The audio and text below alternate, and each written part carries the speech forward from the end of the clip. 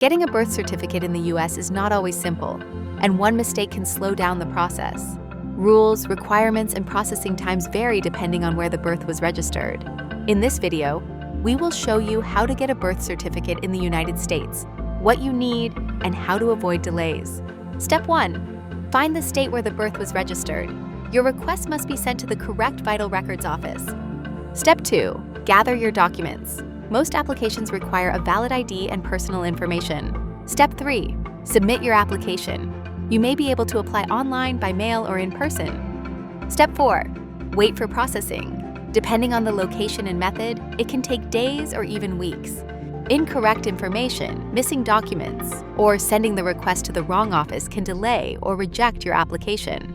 That is why many people use guided online services to make the process easier and avoid mistakes. At U.S. Birth Certificates, we help simplify the process with secure forms, personalized guidance, and expert review across all 50 states.